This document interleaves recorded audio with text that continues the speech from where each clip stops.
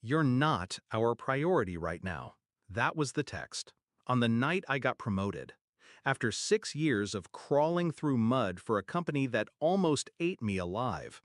I was standing in the restaurant parking lot holding a bottle of champagne I'd bought myself, waiting for them to arrive. They never showed. Instead, I saw the photos. A party, streamers, cake, all smiles. For my brother, his third failed startup had just shut down, but somehow he got the balloons. I stared at the screen for a long time. Didn't cry, didn't call. I went home, packed a small bag, left a single note on the kitchen table, let him handle it now. Growing up, I was the fixer. I solved things, quietly, efficiently. Broken pipes, broken people, broken finances. I filled the cracks so no one else had to. My brother? The golden child. He failed upward, always had. And every time he stumbled, they'd throw him a cushion, then blame me for not clapping loud enough. Still, I stayed, because that's what loyalty looked like to me. Until I realized they only loved me when I was useful, never when I needed something back. The signs had been there. My mother forgetting I had a board presentation. My father calling me too ambitious at dinner. My brother asking if I could float him 10 grand after mocking my job. But I kept making excuses for them, until that message. 7 words that cut through every excuse like a scalpel. You're not our priority right now.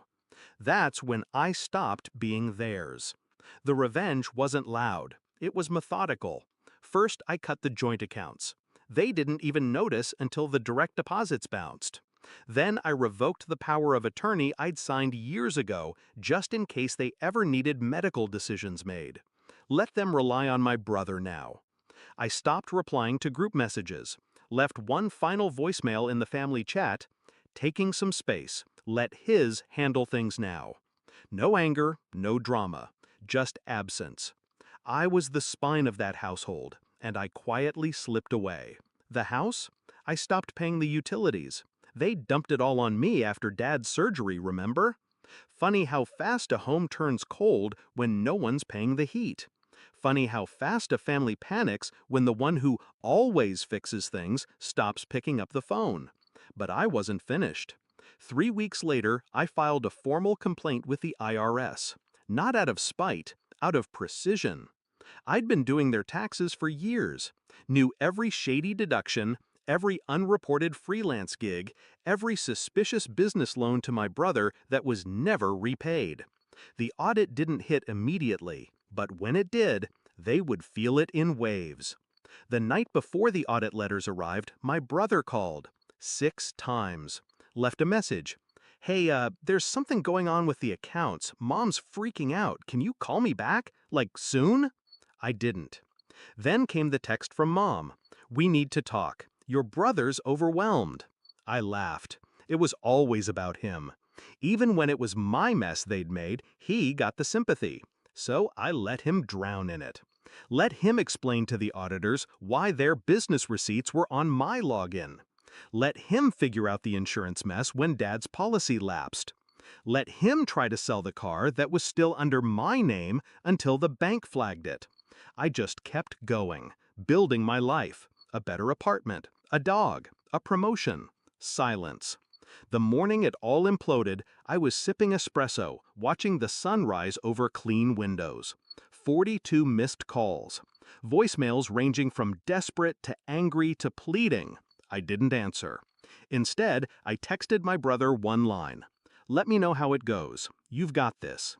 He finally cracked a week later. Showed up at my office unannounced. He looked tired. Sweaty palms, fake smile. Can we talk? He asked. I tilted my head. About what? You know what this is about, he said. They're falling apart. Mom hasn't slept. Dad's on edge. The IRS stuff, the bills. He paused. Looked at me like he was seeing me for the first time. You did this. I stood, walked to the window, looked out. No, I said quietly. I stopped fixing what wasn't mine. He opened his mouth, closed it. There was nothing else to say. I pressed the intercom. Security, can you escort a visitor out? It wasn't revenge. It was release. The moment I realized they'd never clap for me, I stopped performing. They wanted chaos? They wanted him? They could have it. Let him handle the mess. Let him make the calls. Let him be the glue for once. I walked away from the fire, didn't look back. They never saw me as a priority, so I became my own. And when they crumbled without me, that was just gravity.